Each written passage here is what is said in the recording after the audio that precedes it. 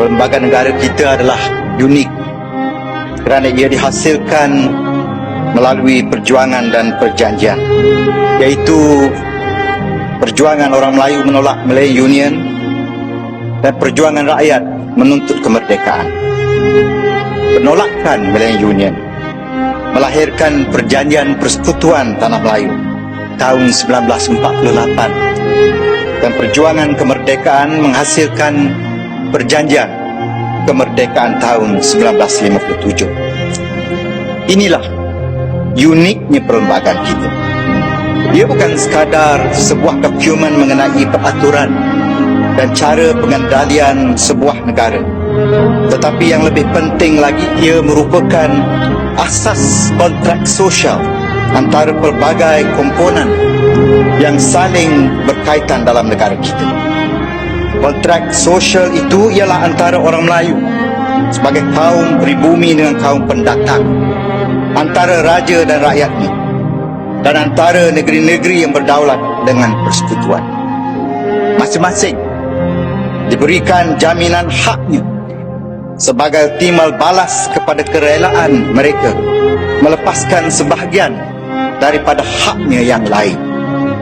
Orang Melayu mendapat hak keistimewaan orang Melayu, jaminan kedudukan agama Islam, bahasa Melayu, tanah rizab Melayu dan hak-hak yang lain.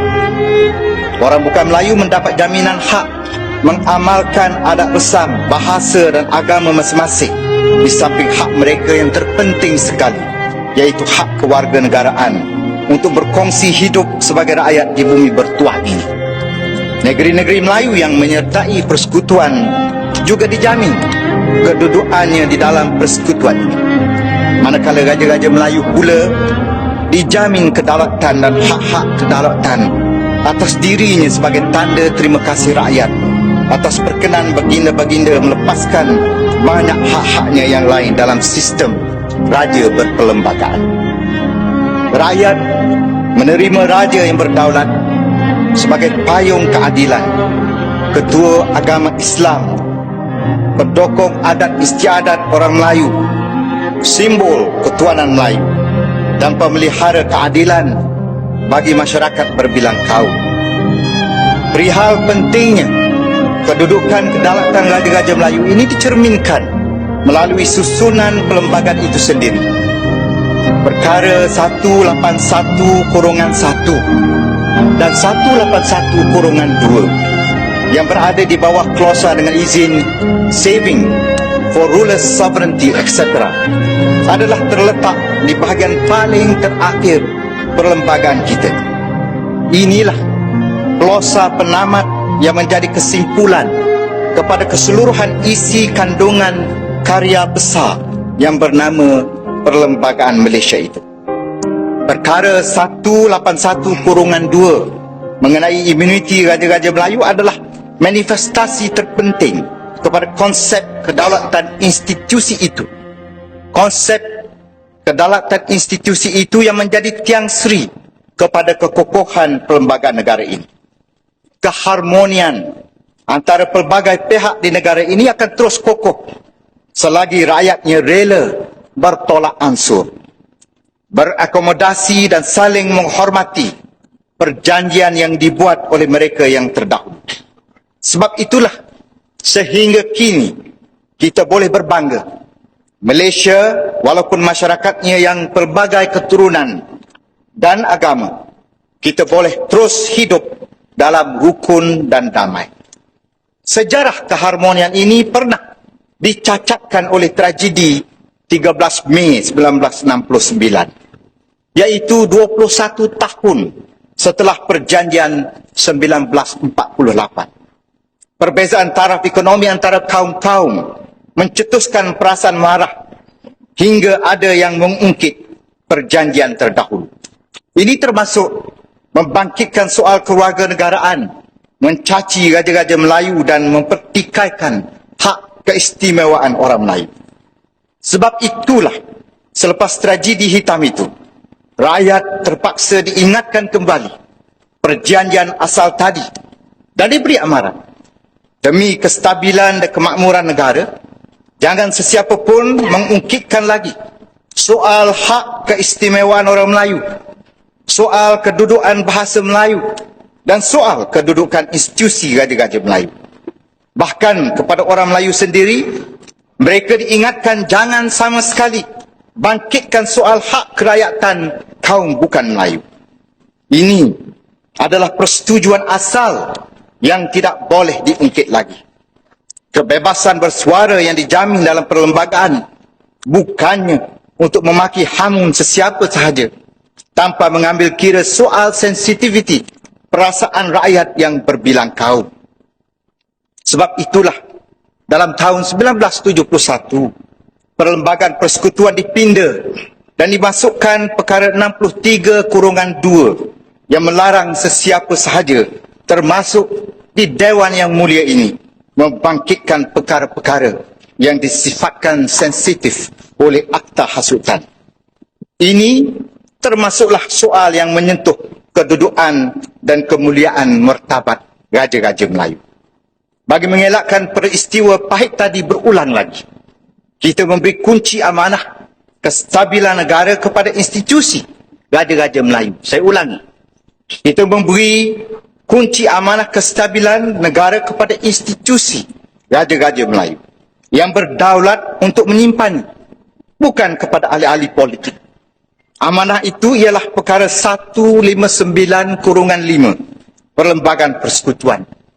Antara lainnya, perkara 159/5 ini menyatakan bahagian 3 perlembagaan kita mengenai hak kewarganegaraan.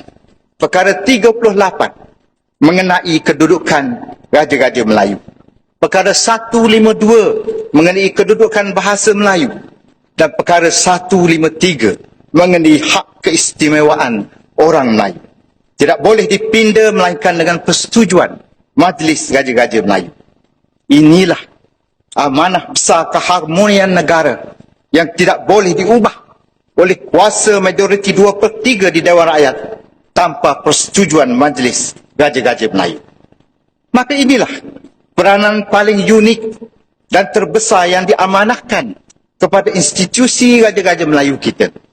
Ia bukannya sekadar simbol kepada sejarah peradaban bangsa kita, tetapi sebagai pemegang amanah kepada masa depan kestabilan negara yang tercinta ini. Jangan melihat Raja-Raja Melayu dari segi individunya. Benar, 9 orang individu yang bergelar raja mungkin tidak banyak menentukan masa depan kita. Tetapi sebuah institusi besar yang mengandungi 9 buah institusi Raja-Raja Melayu tetap besar maknanya dalam melindungi amanah tadi. Malangnya, sekali lagi, selepas 21 tahun kita bersetuju dengan peraturan-peraturan tadi, nampaknya sejarah mula dilupakan.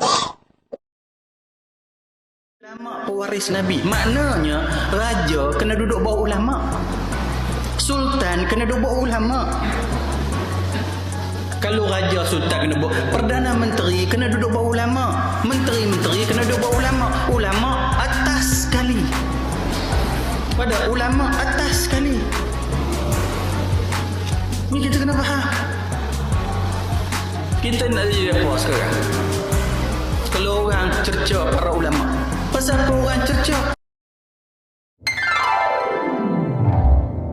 Now, with this video of this ustaz saying that even the kings, even the prime minister should be reporting to an ulama, if this is viral and a police report is made, he may be caught up by the police.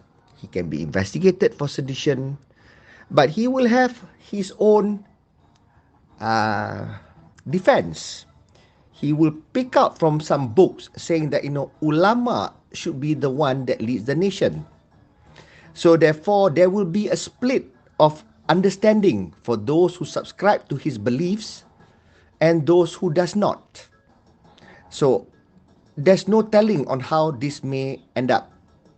But I feel there to be a compelling need for me to comment on this. Now, what is ulama?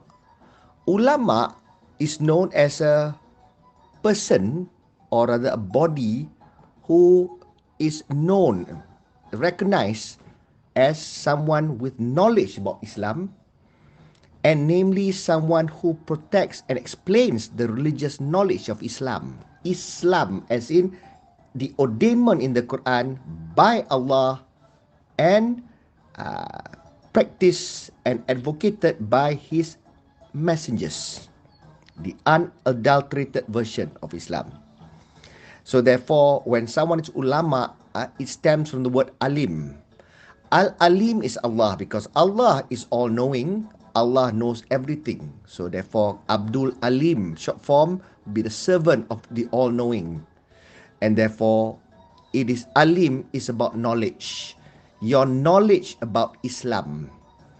And therefore, knowledge doesn't mean that you are towel-headed, doesn't mean that you have beard, doesn't mean that you sing the Quran day and night.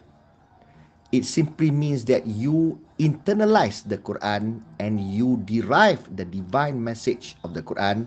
You mengaji doesn't mean sing. Mengaji means mengkaji, means you analyze the Quran, you do comparative studies, you dissect and understand and extract the divine message and spread that for the betterment of mankind, become rahmatan lil alamin. And therefore, this categorizes the characteristics of an alim person, and therefore those are entitled to be termed and accorded the status of ulama. And therefore, these indeed on this planet should be the one to lead, because they know what is best for mankind. They know what is rahmatan lil alamin, means they lead this planet as khalifah, as a blessings to all of mankind, all of creatures, all of plants, the entire planet. This is what ulama should mean, not what people like past term ulama as. People like Hadi Awang, people like Shakir, that vilifies other religion, that create divisiveness, that condones corruption, that alters the teachings of the religion. These are not ulama. These are ular semak. Ulama are people who are alim, and they are not the one necessarily praying up and down, 24 hours a day. No. Their presence and what they do brings light, brings betterment, brings glad tidings and rahmah to people and everything surrounding. That is alim. And therefore, in the country, in Malaysia, the person who's supposed to be that are the kings. And the kings, sultan-sultan kita, are not far from that. Because so far, based on what I see, the sultans are fair people. They aren't racist. They uphold good governance. They protect what is right. And therefore, generally, the royals in this country are revered by the people of all races and religion. That is closest to that being ulama. And when the country states that sultan are the heads of state of Islam, I tend to gravitate towards that. I tend to agree as a Muslim, because they seem to be the better people to lead. So therefore, kalau this ustaz saying that all the leaders should be under ulama, based on the definition of ulama and what's alim, I would say most of the kings are that, and therefore what he says can be right. And bukan sultan report tu ni. Sultan tu yang alim, Perdana Menteri ke siapa ke, semua should tunduk pada agung dan sultan. So alim punya definition, ulama punya definition, is not what this ustaz thinks it is lah. Ulama punya definition, alim definition is people who have a deep understanding of Islam, not just the religious rituals or the feudalistic teachings or the perverted, concoctions of what Islam is to mean, but rather the pure, unadulterated, divine teachings of the Quran that will be loved by every creature on the planet. The one that emanates that spreads that advocate that is the ulama, that is the real ulama that's befitting of reverence and support and loyalty of the nation as a whole.